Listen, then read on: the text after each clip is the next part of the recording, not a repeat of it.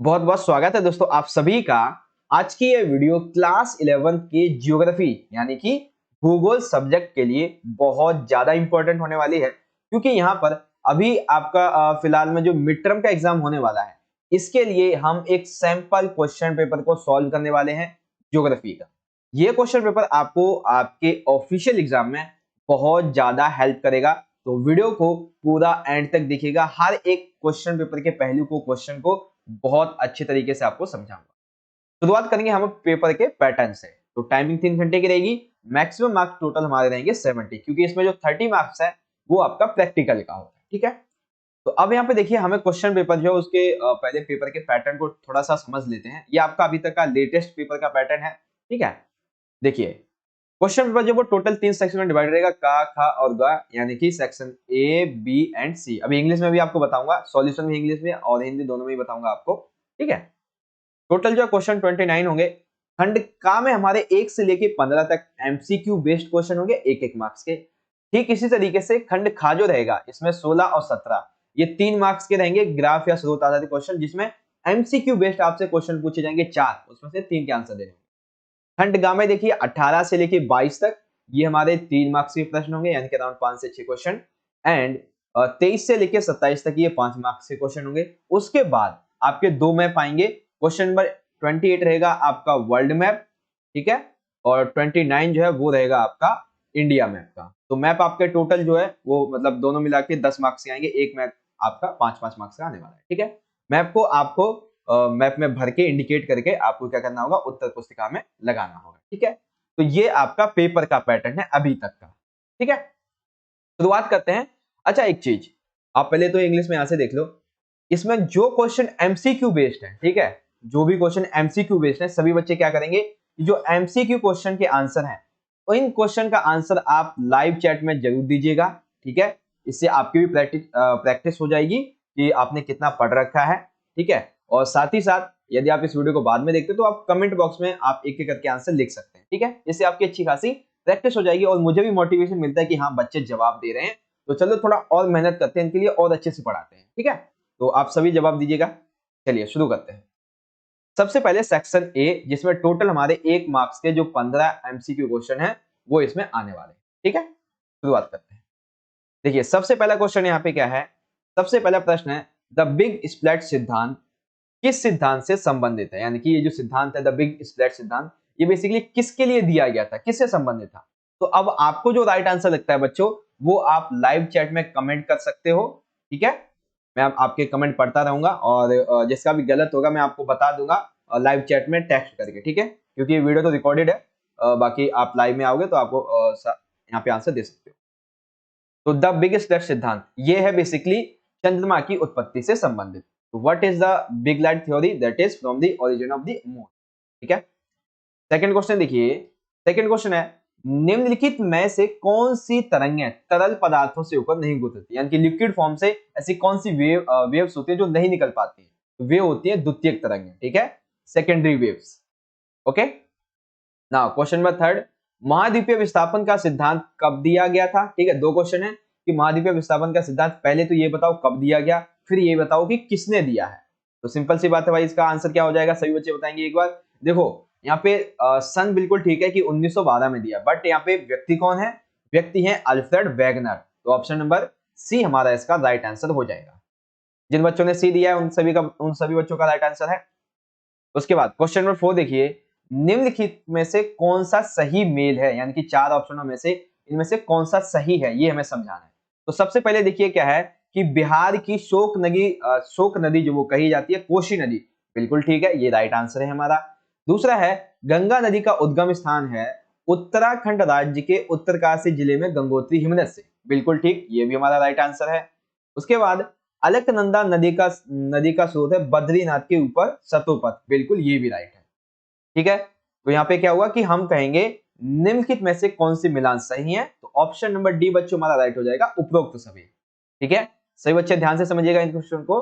अब देखो यहाँ पे ना आपके 3 क्वेश्चन रेडी हो गए। एक तो ये बिहार की शोक नदी किसे कहते हैं, गंगा नदी का उद्गम स्थान क्या है, अलकनंदा नदी का स्रोत क्या है। तो ऐसे ऐसे करके इनको अलग अलग में भी पूछा जा सकता है, बट मेरा मेन मोटिव क्या है, मैं आपको एक ही क्वेश्चन में 2 से 3 क्वेश्चन कवर अप करवा देता हूँ, ताकि आपको ज्यादा इधर उधर भागने की जरूरत नहीं पड़ेगी, आप एक ही क्वेश्चन में अच्छे से सारी चीजों को समझ पाओगे। ठीक है, वैसे इसमें अलग से पूछ लेगा बिहार की जो शोक नदी वो क्या है, 4 ऑप्शन दे देगा। गंगा नदी का उद्गम स्थान क्या है वो भी बताओ, तो 4 ऑप्शन उसमें भी दे देगा। तो ऐसे ऐसे आप कंफ्यूज हो जाओगे, इसलिए मैं एक ही साथ आपको बहुत सारी चीजों को समझाने की कोशिश करता हूँ। ठीक इसी तरीके से आपसे इंग्लिश में पढ़ सकते हैं, ऑप्शन डी हमारा इसका राइट हो जाएगा। ठीक है, चलिए आगे देख लेते हैं। सभी बच्चे एमसीक्यू का आंसर लाइव चैट में जरूर करेंगे। क्वेश्चन नंबर 5 है, प्रसिद्ध फूलों की घाटी किस पर्वतीय क्षेत्र में स्थित है?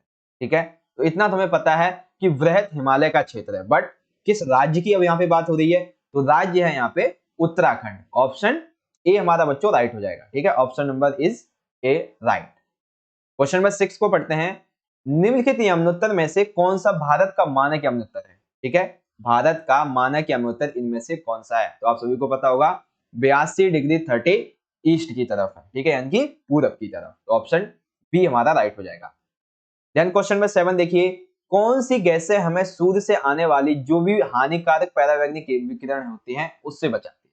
तो वो कौन सी गैस होती है? आपने सुना होगा कि ओजोन परत में छेद हो गया है, जिसकी वजह से हानिकारक पराबैंगनी किरणें जो है वो आती हैं, जिससे कैंसर वगैरह हो जाता है। तो इस संबंध में कौन सी गैस महत्वपूर्ण है? Ozone gas. तो ऑप्शन सी हमारा राइट हो जाएगा। ठीक है, सभी बच्चों को समझ में आ रहा है तो बोलिए यस समझ में आ रहा है। ठीक है, क्वेश्चन नंबर 7 देखिए इंग्लिश में, तो ओजोन गैस इसका राइट आंसर हो जाएगा। देन क्वेश्चन नंबर 8 देखिए, बहुत इंपॉर्टेंट है, इसमें भी आपके 3 क्वेश्चन कंप्लीट हो जाएंगे। सबसे पहला तो ये कि क्रमबद्ध भूगोल के जन्मदाता कौन थे? तो राइट आंसर होगा इसका जर्मन भूगोलवेत्ता अलेक्जेंडर वान हम्बोल्ट। ठीक है, उसके बाद प्रादेशिक भूगोल के जन्मदाता कौन थे? तो भूगोल कॉल लेटर थे। भूगोल का शाब्दिक अर्थ होता है पृथ्वी का वर्णन। अब देखो यहाँ पे मैंने ये क्वेश्चन थोड़ा सा बड़ा किस लिए बनाया है, ताकि मैं आपको ये 3 क्वेश्चन जो आप देख रहे हो ना, इन 3 क्वेश्चन को अलग से 3 क्वेश्चन में ना बनाऊं, बल्कि एक ही में आपके 3 क्वेश्चन कंप्लीट करवा दूं। इससे क्या होगा, आपका बहुत ज्यादा टाइम भी बच जाएगा, आपका इंटरेस्ट भी बना रहेगा, और आप बहुत ज्यादा चीजों को एक साथ सीख पाओगे। जैसे कि फॉर एग्जांपल यहाँ पे अगर मैं आपसे ये कहता कि एक ही क्वेश्चन में पूछ लेता कि क्रमबद्ध भूगोल के जन्मदाता कौन है, और वहां पे आपको बहुत सारे जो है ऑप्शन दे देता, और वहीं मैं एक ही क्वेश्चन में आपको सबके राइट आंसर बताता चल रहा हूं, तो मेरे हिसाब से बच्चों ये मुझे बहुत अच्छा आइडिया लगता है अपने लिए और आपके लिए भी, कि आपको बहुत अच्छे तरीके से छोटे से समय में बहुत ज्यादा चीजों को समझा देना। तो क्रमबद्ध भूगोल के जन्मदाता अलेक्जेंडर वान हम्बोल्ट, प्रादेशिक भूगोल के जन्मदाता कॉल लेटर, भूगोल का शाब्दिक वर्णन पृथ्वी का वर्णन। ठीक है, ऑप्शन नंबर डी हमारा राइट हो जाएगा। नाउ क्वेश्चन नंबर 9, निम्नलिखित में से कौन सी अवधि सबसे लंबी होती है? तो सबसे लंबी अवधि का नाम क्या है बच्चों? सभी बताएंगे कमेंट बॉक्स में। सबसे लंबी अवधि का नाम होता है ईयान। ठीक है, ऑप्शन ए हमारा राइट हो जाएगा। चलिए अगला क्वेश्चन देखते हैं। क्वेश्चन नंबर 10, दक्षिणी तथा उत्तरी अमेरिका। ये थोड़ा सा आपको ट्रिकी क्वेश्चन लगेगा कि दक्षिणी हो गया और उत्तरी अमेरिका हो गया, और साथ ही साथ यूरोप और अफ्रीका, ये सभी जो है वो आपस में जुड़े हुए हैं। तो ये जो संकल्पना थी कि ये सभी आपस में जुड़े हुए हैं, ये सबसे पहले कब दी गई थी? ठीक है, 2 क्वेश्चन है, कब दी गई थी और किसके द्वारा दी गई थी? ठीक है, तो देखो ये दी गई थी बेसिकली, सभी बच्चे पहले तो राइट आंसर करेंगे लाइव चैट में, फिर मैं इसका आंसर देता हूं आपको। क्वेश्चन नंबर 10, ये संभावना कब दी गई थी? तो ये संभावना दी गई थी 1596 में, और किसके द्वारा? अब्राहम आर्टेलियस के द्वारा। ठीक है, ऑप्शन नंबर बी हमारा इसका राइट आंसर हो जाएगा। चलिए इंग्लिश में देखना चाहेंगे तो आप सभी इसे इंग्लिश में इजीली यहां से पढ़ सकते हैं। आगे चलते हैं क्वेश्चन नंबर 11, पेडोलॉजी विज्ञान किससे संबंधित है? बिल्कुल इजी क्वेश्चन है, आप सभी को पता ही होगा। पेडोलॉजी विज्ञान किससे संबंधित है? मृदा विज्ञान से, यानी कि सॉइल साइंस से संबंधित है पेडोलॉजी साइंस। ठीक है, नाउ क्वेश्चन नंबर 12, सिंधु नदी के बारे में कौन सा कथन सही है? देखो सिंधु नदी के अब हम इंपॉर्टेंट पॉइंट्स को डिस्कस कर लेते हैं। सबसे पहला, सिंधु नदी का जो उद्गम स्थान है वो कैलाश पर्वत श्रेणी में एक हिमनद है, जिसको बोलते हैं सिंगी खंबान हिमनद, यहां से इसका उद्गम होता है। उसके बाद है सबसे बड़ी सिंधु नदी की सहायक नदी है चेनाब नदी। ठीक है, इसको भी याद रखेंगे हम। जम्मू और कश्मीर राज्य के लेह जिले में ये बहती है। भारत का केवल और केवल जम्मू कश्मीर का राज्य है, मतलब कि एक जिला है लेह जिला, वहां पर ये बहती है, और भारत के किसी अन्य राज्य में नहीं बहती है। तो ये भी इसकी बहुत बड़ी विशेषता है। तो हम यहाँ पे क्या कहेंगे? ए भी ठीक है, बी भी ठीक है, सी भी ठीक है। दैट मीन्स कि ऑप्शन नंबर डी हमारा यहाँ पे इसका राइट आंसर हो जाएगा बच्चों। ठीक है, इंग्लिश में भी आप यहाँ से इजीली पढ़ सकते हैं। चलिए आगे बढ़ जाते हैं। क्वेश्चन नंबर 13, भारत का एकमात्र जीवंत ज्वालामुखी कहां पर स्थित है? तो बहुत ही सिंपल सा क्वेश्चन है। पहले तो आपको ये पता होना चाहिए कि है कौन। तो ये तो हमें पता है कौन सा है, बैरन द्वीप है, बट ये किस कहां पर स्थित है? तो कहां पे स्थित है सभी बच्चे बताएंगे एक बार मुझे। भारत का एकमात्र ज्वालामुखी, जीवांत ज्वालामुखी कहां पे स्थित है? ये बैरन द्वीप पे स्थित है। और कहां, मतलब बैरन द्वीप है ये, और कहां पर स्थित है? अंडमान निकोबार द्वीप समूह पे, या फिर आप कह सकते हो निकोबार द्वीप समूह पे, ठीक है। तो इंग्लिश में देखोगे ऑप्शन ए हमारा राइट हो जाएगा। आगे आ जाता है क्वेश्चन नंबर 14। नीलगिरी पहाड़ियों की सबसे ऊंची चोटी कौन सी है? नीलगिरी पहाड़ियों की सबसे ऊंची चोटी कौन सी है बच्चों? अब देखो बच्चे पता है क्या करेंगे, वैसे एक सेकेंड, हाँ बच्चे पता है क्या करेंगे, यहाँ पे देखेंगे कि सबसे ज्यादा किसका मीटर है ज्यादा। अच्छा ठीक है, गुरु शिखर का है, तो सभी बच्चे गुरु शिखर लगा के आ जाएंगे, लेकिन नहीं, ऐसा नहीं है। अगर आपको मीटर ज्यादा दे दिया तो ऐसा नहीं कि उसका मतलब वही ज्यादा होगी, नहीं। इसका राइट आंसर है डोडा बेटा, ठीक है। नीलगिरी पहाड़ियों में सबसे ऊंची चोटी का नाम है डोडा बेटा, जो कि 2637 मीटर है, ठीक है। ठीक है, तो इस तरीके से आप इन बातों का भी ध्यान जरूर रखा कीजिए, ठीक है। तो बी हमारा राइट हो जाएगा इसका, डोडा बेटा। उसके बाद क्वेश्चन में 15 है, निक्षेपण से बनी आकृतियों के अंतर्गत अंतर्गत कौन सी सम्मिलित है, यानी कि निक्षेपण से जो आकृतियां बनती हैं उसके अंतर्गत कौन सा सम्मिलित होता है? तो सभी को पता होगा इसका राइट आंसर क्या होगा, गुम्फित नदी यहाँ पे सम्मिलित हो जाती है, ठीक है बच्चों। आशा करता हूं आप सभी समझ गए होंगे। चलिए, तो ये हमारा सेक्शन नंबर जो ए था ये यहाँ पे कंप्लीट हो जाता है, ठीक है। जिसमें टोटल हमारे जो है 15 एमसीक्यू क्वेश्चन थे, ठीक है। और हमने हर एक क्वेश्चन को सॉल्व भी कर लिया बहुत अच्छे तरीके से, और आशा करता हूं कि आपको समझ में भी आया होगा। तो चलिए बच्चों आगे बढ़ते हैं। अब खंड बी आ जाता है, सेक्शन नंबर बी आ जाता है, इसमें हमारा स्रोत है, और इसमें से हमें क्या करना है कि टोटल देखो क्वेश्चन नंबर 16 और 17, इसमें 4 क्वेश्चन हमसे पूछे जाएंगे एमसीक्यू बेस्ड, लेकिन हमें कितने करने होंगे? 3 करने होंगे, जैसा कि सामान्य निर्देश में कहा गया है। तो जब आप इसे पढ़ोगे, ये बेसिकली पृथ्वी के सौरमंडल के बारे में यहाँ पे दिया गया है। तो देखते हैं भाई किस तरह के क्वेश्चन होंगे। क्वेश्चन नंबर 16.1 है, सभी बच्चे आंसर करेंगे लाइव चैट में इसका। पृथ्वी की त्रिज्या कितनी है? पृथ्वी की त्रिज्या कितनी है? तो हमको इतना तो पता है 370 लास्ट में, बट कितनी है ये बताएंगे सभी बच्चे। पृथ्वी की त्रिज्या कितनी है? राइट आंसर होगा इसका ऑप्शन नंबर ए, 6370 किलोमीटर।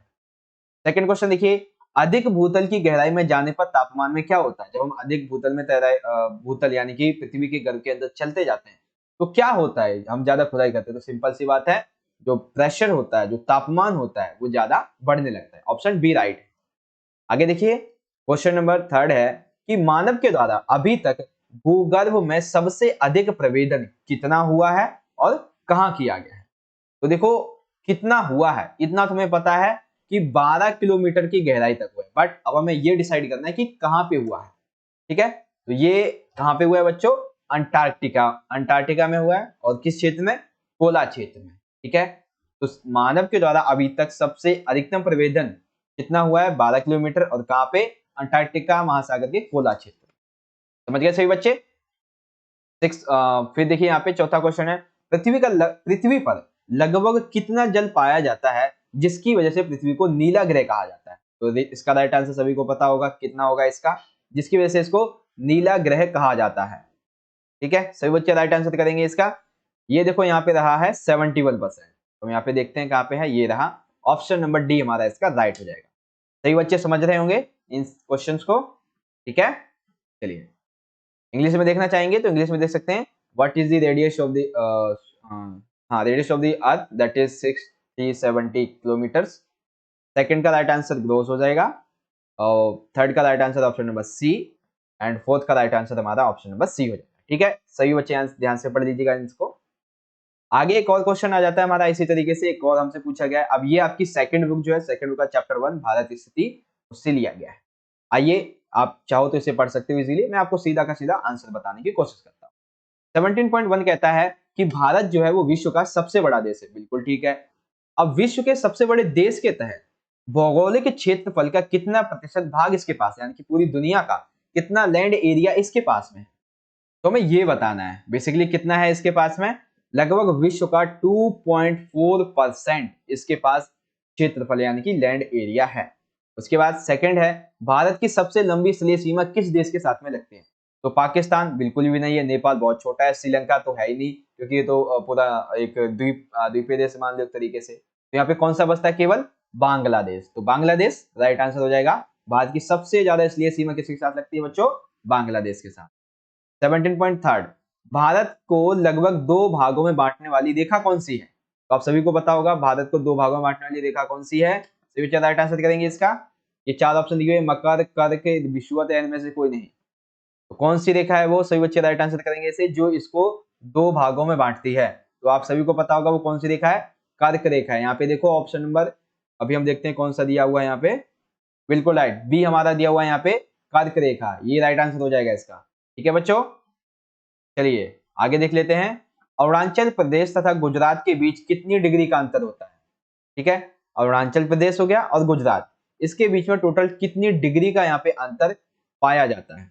तो आपकी जो किताब है उसके अकॉर्डिंग बताया गया यहाँ पे 30 डिग्री। कितना?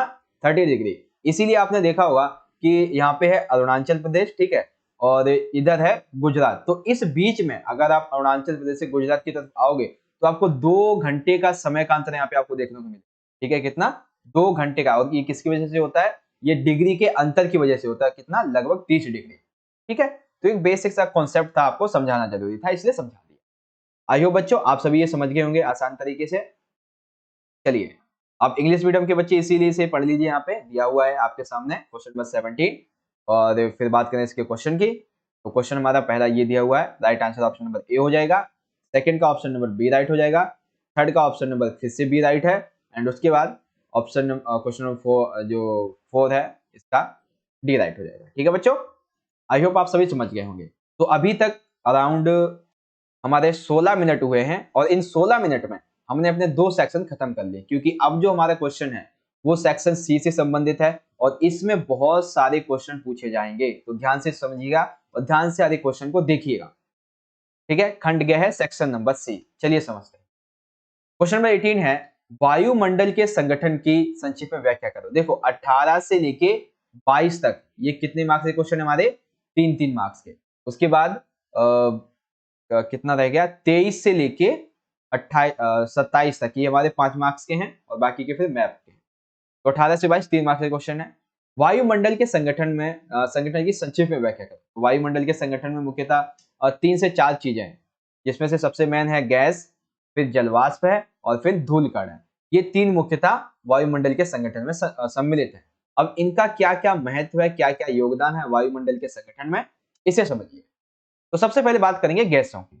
तो वायुमंडल में गैसों का अधिकतर भाग अगर हम बात करें तो सबसे ज्यादा भाग है नाइट्रोजन का, और वहीं ऑक्सीजन जो है वो है केवल 20%। ठीक है, इसके अतिरिक्त जैसे कार्बन डाइऑक्साइड हो गया, आर्गन, ओजोन, ये सभी आ जाते हैं।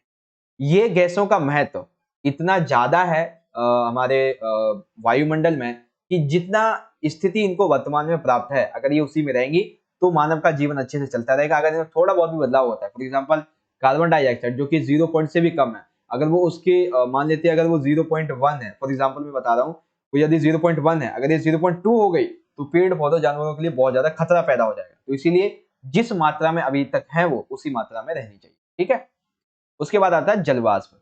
जलवाष्प बेसिकली क्या है? ये जलवायु की मात्रा पर निर्भर करता है। ठीक है, मतलब जलवाष्प की मात्रा जो है वो जलवायु, यदि जलवायु ठंडी होगी, जैसे कि मान लेते हैं जलवाष्प जो है वो सूर्य ताप का कुछ भाग सोख लेती है, यानी कि सूर्य से आने वाली किरणों को सोख लेती है और पृथ्वी से उत्सर्जित ताप को ग्रहण करती है। एवं यही प्रक्रिया क्या करती है? पृथ्वी को अधिक गर्म होने से भी और अधिक ठंडा होने से भी बचाती है। ठीक है, तो गैसों का अपना एक अलग महत्व है, जलवाष्प का अपना महत्व है। धूलकण ये बेसिकली मेघों के निर्माण में सहायक होते हैं और बारिश करने में सहायता करते हैं। तो सभी का अपना अपना एक अलग अलग महत्व है। ठीक है, ये पॉइंट आप सभी याद रखेंगे क्वेश्चन नंबर 18 में। इंग्लिश में देखेंगे बच्चे, briefly explain the composition of the atmosphere. तो सबसे पहले आप बताओगे कि गैसेस का यहाँ पे क्या इंपॉर्टेंस है, कितना यहाँ पे भाग है उनका। फिर आप बताओगे यहाँ पे वाटर वेपर के बारे में, एंड देन डस्ट जो पार्टिकल्स होते हैं इन सभी के बारे में आप इसमें डिस्कस करोगे। ठीक है बच्चों, मैंने आपको यहाँ पे बता दिया, आप इजीली पढ़ लेंगे। क्वेश्चन नंबर 9 में देखिए, अब आपको 3 मार्क्स में एक यहाँ पे चॉइस देखने को मिल गई है, बहुत बढ़िया बात है। आइए समझते हैं। क्वेश्चन नंबर 19 कहता है कि अरब सागर और बंगाल की खाड़ी, यहाँ पर स्थित जो द्वीप समूह है, इन द्वीप समूहों की आपको किन्हीं 3 बिंदुओं के द्वारा तुलनात्मक अध्ययन करना। सिंपल सा क्या करना है, एक तो अरब सागर और एक बंगाल की खाड़ी, इन दोनों में ही आपको क्या करना है? तुलनात्मक इनका अध्ययन करना है। ठीक है, इनकी तुलना करनी है बेसिक। तो आइए समझते हैं। देखिए, अरब सागर तथा बंगाल की खाड़ी में स्थित द्वीपों की तुलनात्मक अध्ययन। सबसे पहले ये द्वीप कौन से? अरब सागर के। अरब सागर के जो द्वीप हैं उसमें लक्षद्वीप और जो बंगाल की खाड़ी है इसमें अंडमान निकोबार द्वीप समूह आते हैं। ठीक है, बंगाल की खाड़ी में लगभग 528 द्वीप होते हैं जिसे आप दो श्रेणियों में बांट सकते हो। और ये जो समूह है वो जलमग्न पर्वतों के ऊपरी भाग होते हैं, यानी कि जो मुख्यतः ज्यादातर जल में डूबे हुए हैं। ठीक है, थोड़ा सा उनका पर्वतीय भाग दिख रहा है, ये होते हैं बंगाल की खाड़ी के समूह। फिर कुछ द्वीपों की उत्पत्ति यहाँ पे ये बताई जाती है कि ज्वालामुखी से हुई होती, कौन से? बंगाल की। इसीलिए भारत का, आप सभी को पता है, हमने देखा था मैं अभी एमसीक्यू में, कि जो बैरन द्वीप है ये भारत का एकमात्र ज्वालामुखी है जो कि निकोबार द्वीप समूह पर स्थित है। ठीक है, तो ये हो गया किसके बारे में? बंगाल की खाड़ी के बारे में। ये 2 पॉइंट बंगाल की खाड़ी के बारे में, और बाकी के ये 2 पॉइंट हैं अरब सागर के बारे में। अरब सागर के बारे में पढ़ते हैं अब। अरब सागर के द्वीपों को हम लक्षद्वीप और मिनिकॉय में शामिल करते हैं। ये पूरा द्वीप समूह प्रवाल निक्षेप से बना हुआ है। किससे? प्रवाल निक्षेप से बना हुआ है। और यहाँ पे टोटल कितने द्वीप हैं? 36 हैं, जिसमें से 11 पर मानव भी रहते हैं, बट बंगाल की खाड़ी में ऐसे मानव ज्यादातर नहीं देखे जाते। उसके बाद है मिनिकॉय, यहाँ पे सबसे बड़ा द्वीप है। यहाँ उत्तर में अमीनी द्वीप है और दक्षिण में कनागो द्वीप है। बस आप इतना याद रख लेना कि मिनिकॉय सबसे बड़ा द्वीप है, ये याद रखने की आपकी जरूरत नहीं है। ठीक है बच्चों, तो आपको समझ में आ गया कि बंगाल की जो खाड़ी है इसमें स्थित द्वीपों की, द्वीप समूह की विशेषताएं, और अरब सागर की खाड़ी में स्थित अरब सागर में स्थित द्वीप समूह की विशेषताएं। इतना बढ़िया तरीके से आपको समझाया है तो मुझे लगता नहीं कोई डाउट होगा आपके दिमाग में। ठीक है, आगे चलते हैं। भारत में नदियों को जोड़ने के सामाजिक तथा आर्थिक लाभ क्या होते हैं? यानी कि भारत की नदियों को यदि हम जोड़ देते हैं तो इससे क्या लाभ होते हैं, अपने आधार पे आपको बताना।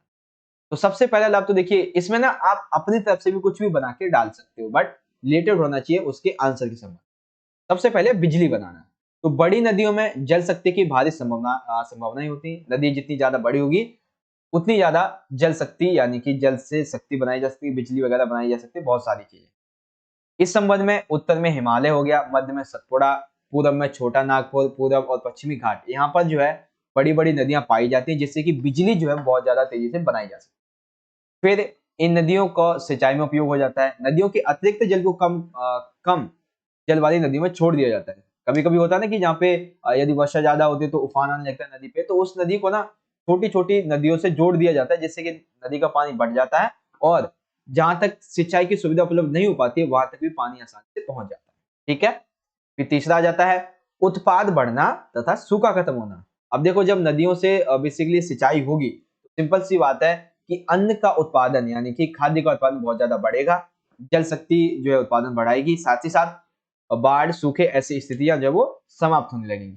ठीक है, क्योंकि जब नदी उफान आने लगती है, यानी कि नदी के ऊपर पानी आने लगता है तो इससे बाढ़ भी आ जाती है। तो हम नदियों को काट के जोड़ देंगे तो इससे क्या होगा, उसका काम सिंचाई वगैरह में कर लिया जाएगा। और वहीं अगर सूखा कहीं पे पड़ा है तो किसी बड़ी नदी से काट के वहां पे पानी भी पहुंचा सकते हैं। बहुत सारे लाभ हैं इसके। बस ये करना है कि आपको अपना थोड़ा सा दिमाग लगाने, दिमाग के घोड़े दौड़ाने, और आंसर आप लिख दोगे। तो ये क्वेश्चन नंबर 19 के दोनों ही पार्ट हमने यहाँ पे कंप्लीट कर लिया। तुलनात्मक अध्ययन अरब सागर और बंगाल की खाड़ी का, और नदियों को जोड़ने के क्या क्या सामाजिक लाभ हो सकते हैं इसके बारे में।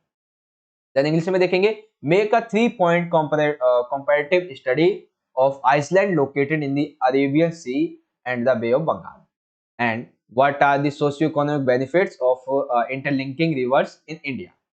तो सबसे पहले अरेबियन सी एंड बंगाल बे की जो तुलनात्मक अध्ययन है, कंपैरेटिव स्टडी है, उसको आप पढ़िए। देन उसके बाद ये पॉइंट आप इजीली पढ़ सकते हैं। ठीक है बच्चों, तो यहाँ पे आप सभी समझ गए होंगे क्वेश्चन नंबर 19। आगे बढ़ते हैं क्वेश्चन नंबर 20 की तरफ। क्वेश्चन नंबर 20 कहता है कि भाई ये बताओ जो क्या प्रश्न है, कहाँ प्रश्न है और क्यों प्रश्न है। इन वर्गों का वर्णन कीजिए जिनका उत्तर भूगोलवेत्ता देता है। यानी कि जो प्रश्न है हम आपको इसका वर्णन करना है जिसका उत्तर भूगोलवेत्ता किस किस तरीके से देते हैं। ठीक है, देखिए बेसिकली भूगोल जो है उसे हम एक परिपक्व वैज्ञानिक विषय के रूप में जानते हैं। तो ऐसे में इससे ये 3 प्रश्नों का उत्तर देता है। सबसे पहला तो क्या प्रश्न, यानी कि कुछ प्रश्न बेसिकली ऐसे होते हैं जो कि भूतल पर पाई जाने वाली जो प्राकृतिक या सांस्कृतिक विशेषताओं के प्रतिरूप हैं उसकी पहचान से जुड़े होते हैं, जिन्हें हम कहते हैं क्या प्रश्न। यानी कि क्या मतलब, क्या से क्या मतलब हो गया कि हमारी पृथ्वी पर चाहे प्राकृतिक चाहे सांस्कृतिक विशेषताओं के आधार पर कोई भी वस्तु हो, वो किससे जुड़ी हुई है, उसकी पहचान क्या है। तो ये प्रश्न किसके हैं, क्या से संबंधित। फिर है कहाँ प्रश्न, तो जो वस्तु अभी हमने कहाँ की देखी है, ठीक है, सॉरी, जिस वस्तु के बारे में हमने पूछा कि क्या है, तो अब हम ये पूछते हैं कि वो प्रश्न है कहाँ की, मतलब कहाँ की है। फॉर एग्जाम्पल, क्या वो भौतिक आधार पर है, क्या वो किसी सांस्कृतिक तत्व से जुड़ी हुई है, तो ये आ जाता है। फिर प्रश्न क्यों, मतलब उसका संबंध, उसका अस्तित्व क्यों है, उसका कार्य क्या है, उसके कारण, ये सभी इसके आंसर देते हैं। तो ऐसे ऐसे करके आप इसको समझ जाओ, ठीक है। तो ये तीनों ही पार्ट आप सभी को अच्छे से समझ में आ गए। चलिए बच्चों आगे देख लेते हैं इंग्लिश में। सबसे पहले, what's the question and where is the question and why the question. ये तीनों ही पॉइंट आप इजीली यहां से समझ सकते हो, ठीक है बच्चों। चलिए आगे बढ़ते हैं क्वेश्चन नंबर 21। मृदा निर्माण में सहायक प्रमुख किन्हीं तीन कारकों का वर्णन करो, यानी कि जब मृदा बनती है अपनी प्रक्रिया के द्वारा, तो किन्हीं तीन कारकों के बारे में आपको यहाँ पे चर्चा करनी है। आइए चर्चा कर लेते हैं। देखिए, मृदा निर्माण में कई कारक तत्व सहायक होते हैं। सबसे पहला आता है इसका मूल पदार्थ। मूल पदार्थ फॉर एग्जाम्पल यहाँ पे बात करते हैं, जिस प्रकार चट्टानों का अपक्षय, अपक्षय का मतलब क्या होता है, चट्टान के संबंध में चट्टान का छोटे छोटे जो कण होते हैं उनका टूटकर गिरना, ठीक है। इसी तरीके से मिट्टी का जो प्रकार है वो वैसा ही होगा। मतलब क्या है भाई, मान लेते हैं मिट्टी जो बेसिकली कोई पर्वत है, कोई पहाड़ है, कोई चट्टान है, यदि मान लेते हैं कि वो दक्षिण भारत की है, तो उसका आधार शैल रहेगा। इसी तरीके से क्या बताया गया है कि जैसे जैसे चट्टान टूटेगी वैसे वैसे मिट्टी का प्रकार होगा, और मिट्टी के प्रकार की स्थिति जो किस पे दर्शाती है, क्या दर्शाती है कि कौन से जो शैल है, कौन सी मृदा का प्रकार वहां पे बनता है। इस समय पहला हो गया मूल पदार्थ। फिर है उच्चावच। उच्चावच बेसिकली ये कहा गया है कि पहाड़ी भागों में मिट्टी की बहुत ही पतली परत पाई जाती है, ठीक है, क्योंकि यहाँ पे ज्यादातर मिट्टी हो नहीं पाती है, वो पत्थर के रूप में बनती है, ठीक है। वहीं जो मैदानी इलाके हैं, यहाँ पे हमने देखा है अक्सर मिट्टी की बहुत ही मोटी और अधिक परत पाई जाती है। फिर तीसरा आ जाता है जैविक क्रियाएं। जैविक क्रियाएं फॉर एग्जाम्पल वनस्पति का सड़ के गलना, ठीक है, एवं जो सूक्ष्म जीव हैं इनकी उपस्थिति मृदा को और अधिक ज्यादा उपजाऊ बना देती है, ठीक है बच्चों। फिर चौथा आ जाता है समय। तो लंबी काल अवधि में बनी मिट्टी अधिक समृद्ध व उपजाऊ मानी जाती है, ठीक है बच्चों, सभी समझ गए। तो इस तरीके से हम ये समझ सकते हैं कि मृदा निर्माण में ये सभी के सभी कारक जो है वो निर्धारित किए जाते हैं, ठीक है बच्चों। चलिए इंग्लिश में देख लीजिए, describe any major describe any major factors which are helpful in soil formation, base material, relief, biological activities and time. ये पॉइंट आप डिस्क्राइब कर दो, ठीक है। चलिए क्वेश्चन नंबर 22 की बात कर लेते हैं, गॉर्ज एवं कैनियन में अंतर। 3 मार्क्स में ये हमारा अब आखिरी क्वेश्चन है, उसके बाद हमारे 5 मार्क्स के आएंगे। तो गॉर्ज एवं कैनियन में अंतर स्पष्ट करें। देखिए बेसिकली गॉर्ज क्या है, वो एक गहरी संकरी घाटी होती है जिसके दोनों जो किनारे होते हैं वो ढाल वाले होते हैं। फॉर एग्जाम्पल गॉर्ज इस तरीके का होता है, आप देखना कुछ इस तरीके का, ठीक है। इसके किनारे कैसे होते हैं, ढाल वाले होते हैं। मैं यहाँ पे बना भी देता हूँ इस तरीके से, यहाँ पे, ठीक है, इस तरीके से मैंने ये बना दिया। ये क्या है, ये पानी है और ये घाटी है। तो गॉर्ज क्या होता है, ये इस तरीके की संकरी घाटी होती है, जबकि कैनियन क्या है, सभी ढाल वाले होते हैं जो गॉर्ज की तरह गहरे होते हैं, यानी कि ये गॉर्ज की तरह ही होते हैं लेकिन ये ढाल वाले होते हैं, ठीक है। हाँ, उसके बाद दूसरा है, गॉर्ज की जो चौड़ाई है इसके तल व ऊपरी भाग में करीब बराबर होती है, यानी कि आप देख रहे हो ये जो चौड़ाई है वो कुछ ज्यादा नहीं है, मतलब एक्यूरेट हम कह सकते हैं कि बराबर ही एक तरीके से, ठीक है। जबकि कैनियन की ऊपरी भाग तल की तुलना में अधिक चौड़ा होता है। फॉर एग्जाम्पल देखो, दोबारा समझ लो, गॉर्ज क्या होते हैं, गॉर्ज मान लेते हैं इस तरीके की आकृति होती है, ठीक है। मैं आपको दोबारा समझा दे रहा हूँ, गॉर्ज मान लेते हैं इस तरीके की आकृति होती है, लेकिन कैनियन किस तरीके की आकृति होगी, कैनियन एकदम इस तरीके की आकृति होगी, ठीक है ना। क्योंकि क्या बताया गया, कैनियन का ऊपरी भाग तल की तुलना में अधिक चौड़ा होता है, तो इस तरीके का ये क्या हो जाएगा, कैनियन, और ये हो जाएगा गॉर्ज, ठीक है। गॉर्ज अधिक हाँ, गॉर्ज जो है वो कठोर क्षेत्रों में बनता है, कठोर चट्टानी क्षेत्रों में, जबकि कैनियन का निर्माण अवसादी चट्टानों के क्षैतिज वितरण में पाए जाने की वजह से होता है। तो ये है गॉर्ज और कैनियन में अंतर स्पष्ट करने के पॉइंट। आई होप आप सभी समझ गए होंगे बहुत बेहतरीन तरीके से। आधा घंटा हो चुका है हमारा, जिसमें हमने आधा क्वेश्चन पेपर कंप्लीट भी कर लिया है। इंग्लिश में देखेंगे, explain the difference between gorge and canyon. तो आप इस तरीके से एक्सप्लेन कर दोगे सभी के सभी, ठीक है बच्चों। चलिए अब जो हमारे क्वेश्चन है वो है 5 मार्क्स के क्वेश्चन, ठीक है। 5 मार्क्स के क्वेश्चन आ गए हैं, आइए समझते हैं। सबसे पहला क्वेश्चन है 5 मार्क्स का, वायुमंडल में पाई जाने वाली विभिन्न पदार्थों की विशेषताएं लिखिए। तो चलिए भाई, कौन कौन सी वायुमंडल में परतें पाई जाती हैं, क्या क्या विशेषताएं, इसको डिस्कस करते हैं। टोटल 5 परतें यहाँ पे पाई जाती हैं। कौन कौन सी? सबसे पहली है क्षोभ मंडल। क्षोभ मंडल वायुमंडल की सबसे निचली, जिसकी औसत ऊंचाई कितनी होती है, 13 किलोमीटर, इसको दर्शाता है। ऋतु तथा मौसम से संबंधित सभी घटनाएं भी इसी पर्वत मानव के लिए, मतलब इसी में होती हैं, और इसीलिए ये जो परत है, बेसिकली क्षोभ मंडल की परत मानव के लिए बहुत ज्यादा उपयोगी मानी जाती है, ठीक है। तो क्षोभ मंडल की क्या क्या विशेषता है? सबसे निचली है, ऊंचाई मात्र 13 किलोमीटर है। ऋतु हो गया, मौसम संबंधी बदलाव इसी में आते हैं मानव के लिए। समताप मंडल, ये 50 किलोमीटर तक विस्तृत होती है क्षोभ मंडल के ऊपर, जिसकी निचले भाग की जो ऊंचाई है वो 20 किलोमीटर होती है, और इसमें तापमान में कोई परिवर्तन नहीं आता है, और इसके निचले भाग में ओजोन गैस स्थित होती है। ये सारी चीजें, ठीक है। आगे देख लेते हैं। तीसरा है मध्य मंडल। मध्य मंडल बेसिकली समताप मंडल से थोड़ा सा ऊपर से स्टार्ट हो जाता है, 50 से लेके 90 किलोमीटर की ऊंचाई। इसमें ऊंचाई के साथ क्या होता है, तापमान में गिरावट आने लगती है। आयन मंडल, इसका विस्तार 100 किलोमीटर से 400 किलोमीटर तक होता है, और ये आपस में गैस के कण जो है विद्युत अवशोषित कर लेते हैं, और इसीलिए इसको हम आयन मंडल भी कहते हैं। फिर आता है बाहरीय मंडल। बाहरीय मंडल आयन मंडल के बाद की सीमा है 400 के ऊपर की, जिसे बाहरीय मंडल इसलिए कहते हैं क्योंकि यहाँ पर वायु विरल हो जाती है, और ये धीरे धीरे करके अंतरिक्ष में विरल हो जाता है, जिसके बारे में उतनी ज्यादा जानकारी नहीं है, ठीक है। तो ये इस तरीके के पॉइंट आप इसमें लिखोगे। तो आई होप ये वायुमंडल में पाई जाने वाली विभिन्न परतों की विशेषताएं आप सभी समझ गए, ठीक है बच्चों। तो टोटल 5 है, और इन्हीं पांचों को आपको लिखना था, एंड आई होप समझ गए होंगे। चलिए आगे देख लेते हैं। क्वेश्चन नंबर 24 है, जो ग्रहों का निर्माण है इसके संबंध में प्रमुख अवस्थाएं कौन कौन सी हैं, तथा पृथ्वी की उत्पत्ति से संबंधित प्रारंभिक संकल्पनाओं को स्पष्ट करें। तो सिंपल सा क्या बताना है, ग्रह के निर्माण की पहले अवस्था बताओ, फिर ये बताओ कि पृथ्वी की उत्पत्ति से संबंधित प्राथमिक संकल्पना। तो ग्रहों के निर्माण के संबंध में बेसिकली यहाँ पे 3 अवस्थाएं पाई जाती हैं। सबसे पहली तो ये पाई जाती है, ये कहा जाता है कि ग्रहों का निर्माण जो है वो तारों से हुआ है। लोगों का मानना है, जो वैज्ञानिक भूगोल वेत्ता उनका मानना है कि ग्रहों का निर्माण किसी तारे से हुआ है। ये क्या कहते हैं इस कथन के संबंध में कि गुरुत्वाकर्षण बल के परिणाम स्वरूप आरंभ में सबसे पहले पृथ्वी का जो भाग है क्रोड, इसका निर्माण होता है, जिसके चारों ओर से गैस हो गया, धूलकण, ये चक्कर लगाती हुई एक तश्तरी में विकसित हो गई, ठीक है। तो इस तरीके से ये आ जाता है।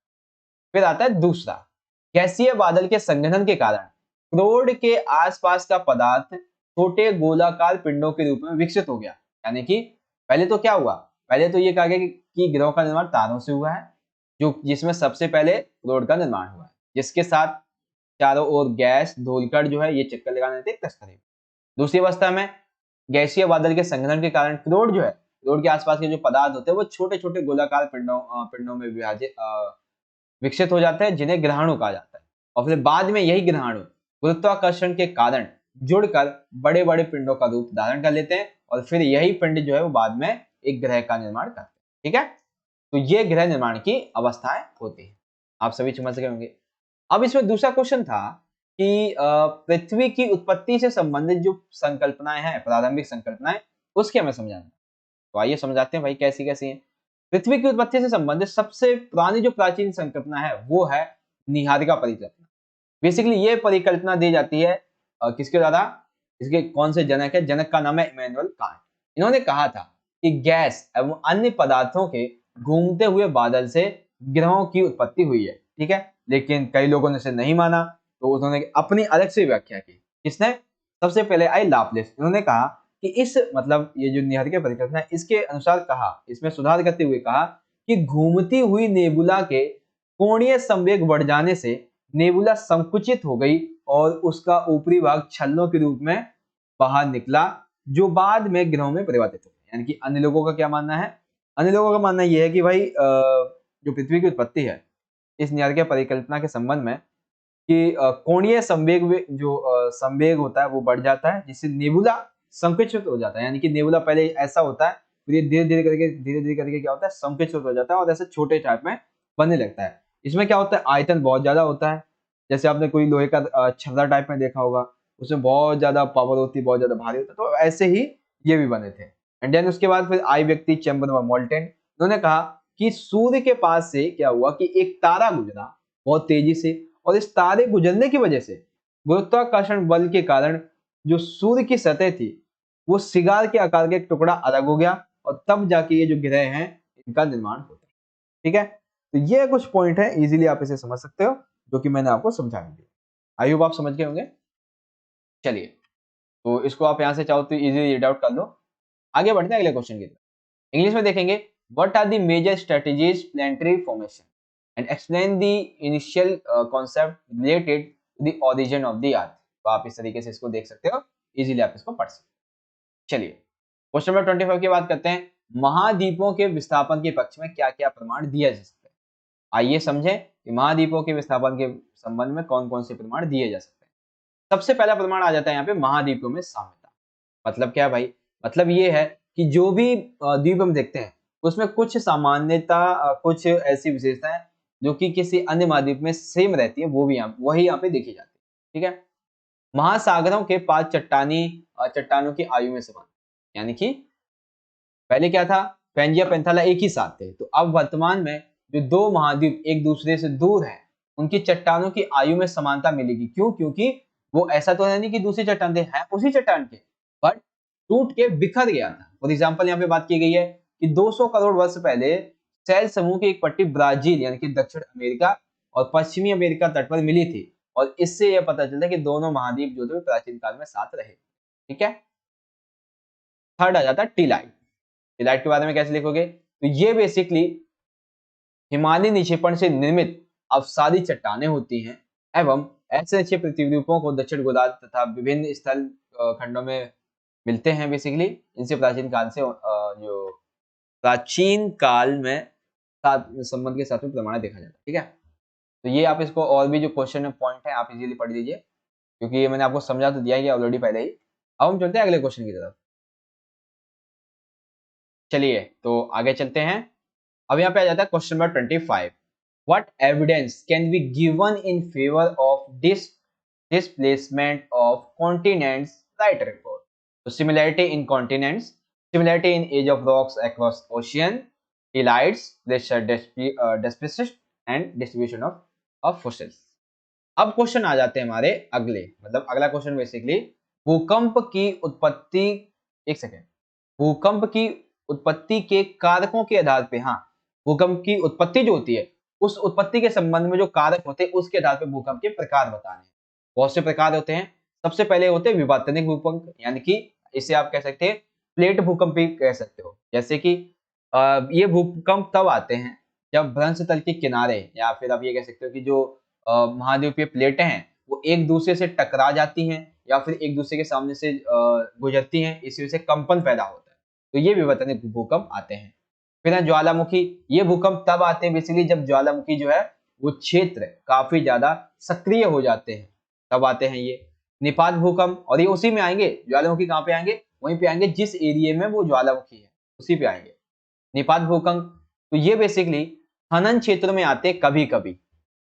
निपात खनन क्षेत्र में क्यों आते हैं? क्योंकि कई बार खनन जो पूरी की पूरी खान है, यदि वो पूरी की पूरी धस जाती है जमीन में, पूरी गड्ढे जैसे बन जाते हैं, तो ऐसे में क्या होता है, हल्के जो झटके महसूस होते हैं उनको कहते हैं निपात भूकंप। फिर आता है विस्फोट भूकंप। सिंपल सी बात है, विस्फोट के संबंध में होगा तो परमाणु हो गया, रासायनिक विस्फोट हो गए, ये सभी क्या है, ये भूमि में कंपन पैदा करते हैं, तो इससे क्या होता है, तरह तरह के झटकों से विस्फोटों को भूकंप कहा जाता है। फिर बांध जनित भूकंप होते हैं, ये बेसिकली किससे संबंधित होते हैं? बांध वाले क्षेत्रों में। सिंपल सा। तो ये राइट आंसर आप सभी को समझ में आ गया होगा बहुत अच्छे तरीके से। एंड यहाँ पे 26 मैंने आपको समझा दिया है। आगे देख लेते हैं अगले को। Describe the main types of earthquakes on the basis of factors of origin of earthquakes. तो टेक्टोनिक है, टाइटैनिक तो अलग ही चीज है। Tectonic earthquakes, volcanic, fall, explosion and dam crest। ठीक है, अब आया ना यहाँ पे हमारा ऑप्शन में 5 मार्क्स का ऑप्शन में अब क्वेश्चन दिया है, प्रायद्वीपीय पठार की 5 विशेषताओं का वर्णन कीजिए। अब प्रायद्वीपीय पठार बेसिकली उत्तरी सीमा की यहाँ पे बात की जाएगी। तो प्रायद्वीपीय पठार की बात कर लेते हैं एक बार पहले। तो देखिए, सबसे पहला प्रायद्वीपीय पठार की उत्तरी सीमा जो है वो काफी कटी फटी है, जो कि कच्छ से आरंभ होकर अरावली पहाड़ियों के पश्चिम से गुजरती है और दिल्ली एवं यमुना गंगावा डेल्टा तक पहुंचती है। प्रायद्वीपीय पठार जो है वो मुख्यतः प्राचीन में क्या था, नाइस और ग्रेनाइट से बना हुआ था। ठीक है, प्रायद्वीपीय पठार किससे बना हुआ था, नाइस व ग्रेनाइट से। यह पठार भूपट्टी का सबसे प्राचीनतम भूखंड है। सबसे प्राचीनतम भूखंड की बात करें तो ये जो अभी हमने देखा था वो आएगा उसका नाम, जिसकी जो औसत ऊंचाई है, यदि वो 600 से 900 मीटर है। मीटर लीटर, लीटर तो मापने वाला हो गया ना आज। इसकी ऊंचाई कितनी होती है भूखंड की, 600 से 900 मीटर। यह कैम्ब्रियन कल्प से एक भूखंड एक कठोर खंड के रूप में खड़ा होता है। फिर आ जाता है चौथा, पठार के उत्तरी पश्चिम में क्या है, अरावली की पहाड़ियां हैं। उत्तर में विंध्याचल है, सतपुड़ा की पहाड़ियां। पश्चिम में पश्चिमी घाट है, पूर्व में पूर्वी घाट है। सामान्य तौर पे प्रायद्वीप की लंबाई जो है वो पश्चिम से पूर्व को कम होती चली जाती है तथा पठार के ऊपरी भाग का ढाल उत्तर की दिशा की ओर चला जाता है। इंडो ऑस्ट्रेलियन प्लेट का हिस्सा होने के कारण ये जो प्लेटें होती है क्या करती है, ऊर्ध्वाधर हलचलों में लाती हैं, गड़बड़ी ला देती हैं। नर्मदा, तापी, महानदी जो ये सभी हैं, ये इसकी सबसे ज्यादा अहम उदाहरण है। तो ये सभी क्या हो गए, ये हो गए प्रायद्वीपीय पठार की विशेषताओं के बारे में सारे के सारे। अब यहाँ पे एक आसान सा आपसे क्वेश्चन पूछा गया है, कौन सा, आसान सा, गंगा नदी तंत्र की 5 विशेषताएं लिखिए। आइए लिखते हैं भाई, गंगा नदी तंत्र की 5 विशेषता। सबसे पहले तो आप लिखोगे इसके उद्गम स्थान के बारे में। तो गंगा नदी का उद्गम जो है वो उत्तरकाशी जिले के, उत्तराखंड एक राज्य है, उसका जिला है उत्तरकाशी। यहाँ पे एक हिमनद है जो कि गोमुख के नजदीक है, गंगोत्री हिमनद। यहाँ से ये निकलती है 3900 मीटर की ऊंचाई से और फिर ये नदी निकल के जाती है देवप्रयाग में। देवप्रयाग में पहुंचती है तो इसका नाम भागीरथी पड़ता है, अलकनंदा पड़ता है। और इसके बाद फिर इसे गंगा नदी कहा जाता है। कब कहा जाता है, जब ये नदी हरिद्वार में प्रवेश करती है तब इसे गंगा कहा जाता है। ठीक है, हरिद्वार के दक्षिण की ओर और फिर दक्षिण से पूर्व की ओर और फिर पूर्व से पूर्व की ओर बहती है। अंत में यह दक्षिण मुखी होकर 2 भागीरथी धाराओं में बढ़ जाती है, एक तो हुगली और एक भागीरथी। ठीक है, उसके बाद बांग्लादेश में जब ये नदी बेसिकली एंटर करती है तो बांग्लादेश में इसे कहा जाता है पद्मा। आपसे क्वेश्चन पूछा जाता है एमसीक्यू में, अगर पूछा जाएगा कि बांग्लादेश में गंगा नदी को किस नाम से जानते हैं, तो उसको जानते हैं भाई पद्मा नदी के नाम से। ठीक है, गंगा नदी की कुल टोटल लंबाई है 2525 किलोमीटर, या आप ये भी कह सकते हो यह भारत का सबसे बड़ा अपवाह तंत्र है। इसके उत्तर हिमालय से निकलने वाली 12 मासी जो नदियां हैं और दक्षिण में प्रदेश से निकलने वाली जो मौसम नदियां, वो सभी इसमें शामिल हो जाती है। ठीक है, और उसके बाद यमुना हो गया, गंगा हो गया, ये सबसे पश्चिमी और सबसे लंबी सहायक नदी है किसकी, बेसिकली जितनी भी नदियां होती है उसके बारे में। सोन नदी इसके दाहिने किनारे पर है, मिलने वाली प्रमुख नदी सहायक है। उसके बाद यहाँ पे आ जाता है बाएं तट पर मिलने वाली महत्वपूर्ण सहायक नदियां रामागंगा, गोमती, गगड्डा, गंडिक, कोशी व महानंदा, ये सारी। ठीक है, तो गंगा नदी तंत्र की विशेषताओं के बारे में जब आप बात करोगे तो आप इन संबंध में क्वेश्चन को ऐसे आंसर देंगे। ठीक है, दोनों क्वेश्चन समझ लिए हैं। प्रायद्वीपीय पठार की विशेषताएं क्या थी, तो हमने देखा ये प्रायद्वीपीय पठार की विशेषताएं थी। फिर गंगा नदी तंत्र की क्या विशेषताएं थी, तो वो हमने यहाँ पे, क्या आई होप आप समझ गए होंगे। अब इंग्लिश में देख लो, describe the 5 real features of पेनिnsula plateau and then answer the 5 features of Ganges river system. यहाँ पे आप देख सकते हैं सारे के सारे क्वेश्चन कैसे दिए हुए हैं और बात करते हैं इसके सॉल्यूशन की। यहाँ पे देख लीजिए, चलिए अब यहाँ पे आ जाते हैं हमारे मैप वाले क्वेश्चन। तो क्वेश्चन नंबर देखिए 28 क्या कहता है, 8 कह रहा है कि संसार के दिए गए रेखा मानचित्र में किन्हीं 5 प्लेटों को अंकित करो। हम सभी को पता है 5 टोटल कितनी है, 7 प्लेटें हैं। तो ऐसे में हमें कितनी 5 प्लेटों को यहाँ पे अंकित करना है। ठीक है, तो यहाँ पे आप देखोगे पहली प्लेट यहाँ पाई जाती है, दूसरी प्लेट यहाँ पर है, तीसरी प्लेट यहाँ पे है, चौथी प्लेट ये है और 5वीं यहाँ पे है, छठी प्लेट यहाँ पे है और 7वीं प्लेट यहाँ पे है। तो कौन सी प्लेट कहाँ पे है इसका नाम आपको याद होना चाहिए। ठीक है, मैं आपको दिखाता हूँ, देखिए कैसे लिखेंगे। तो सबसे पहले बात करेंगे यहाँ पे सबसे पहली प्लेट की, जिसे हम कहते हैं अंटार्कटिका प्लेट। तो आपकी अंटार्कटिका प्लेट सबसे नंबर 1 की कहाँ पे आएगी, यहाँ पे। ठीक है, मैं ए जैसे अंटार्कटिका है तो यहाँ पे लिख देता हूँ ANT अंटार्क। ठीक है, तो आपको याद हो जाएगा कि यहाँ पे क्या लिखा है, अंटार्कटिका लिखा। दूसरी यहाँ पे आ जाती है उत्तरी अमेरिकी प्लेट। तो हम सभी को पता है उत्तरी अमेरिकी प्लेट कहाँ पे है, ये रही। तो हम इसको क्या कर सकते हैं, लिख सकते हैं यूपी नहीं नहीं, उत्तरी प्लेट हम लिखेंगे, उत्तरी अमेरिकी, तो हम लिखेंगे यूएपी, यूएपी उत्तरी अमेरिकी प्लेट। तीसरी यहाँ पे हम देखते हैं तो तीसरी प्लेट है दक्षिण अमेरिकी प्लेट, ठीक है, तो हम यहाँ पे क्या लिखेंगे, डीएपी, तीसरे नंबर पे ये आ जाता है। उसके बाद यहाँ पे आगे देख लेते हैं, तो आगे दिया हुआ है चौथी कैरेबियन प्लेट, और कैरेबियन प्लेट बेसिकली ये है कहाँ पे, तो ये प्लेट है इस एरिया में, ठीक है, कैरेबियन प्लेट इस एरिया में है, ऑस्ट्रेलिया के ठीक बाहर की तरफ है ये, ठीक है। तो आप सभी समझ गए ना इस चीज को, कहाँ पे है आपकी कैरेबियन प्लेट। और यहाँ पे हम लिख देते हैं चौथा, लिखते हैं के बी, ओके। देन फिर यहाँ पे जो है पांचवा कहाँ पे है, पांचवा देखिए ये रहा है इंडो ऑस्ट्रेलियाई प्लेट, तो कहाँ पे है, ये रही इंडो ऑस्ट्रेलियाई प्लेट पांचवें नंबर पे, ओके। देन नेक्स्ट आ जाता है यहाँ पे इंडिया का मैप, इतनी जल्दी नहीं नहीं अभी नहीं, तो एक सेकेंड, कहाँ चला गया, कहाँ चला गया, हाँ मैं देख लिया पांचवा, हाँ छठा कहाँ पे है, ये रही छठा अफ्रीकी प्लेट, तो अफ्रीकी प्लेट जो बेसिकली यहाँ से इतने भाग में फैली हुई है, ये है छठा पार्ट अफ्रीकी प्लेट। और सबसे आखिरी प्लेट जो है वो है यहाँ पे कहाँ गई, कहाँ गई, सबसे आखिरी प्लेट है सातवीं यूरेशियाई प्लेट, ठीक है। ये जो बाकी का भाग ये बच जाता है, ये होता है यूरेशियाई प्लेट का 7, इस तरीके से। आपको कितने बनने हैं, 5 बनने हैं, मैंने आपको सारे बताए हैं ताकि अगर पूछ लिया जाता है तो आप इसे इजीली कर दोगे, ठीक है। आइए आगे चलते हैं इंडिया के मैप पर। तो इंडिया के मैप पे देखिए हमें कुछ जानकारी दी है, उसे भरना है। सबसे अधिक जनसंख्या वाला राज्य हम सभी को पता है, कम जनसंख्या वाला राज्य पता है, गंगा नदी का उद्गम स्थान ये भी पता है, क्षेत्रफल की दृष्टि से सबसे बड़ा राज्य कौन सा है ये भी पता है, और सबसे छोटा राज्य कौन सा है ये भी पता है। तो इन पांचों को हमें अंकित करना है मैप में। आइए अंकित करते हैं।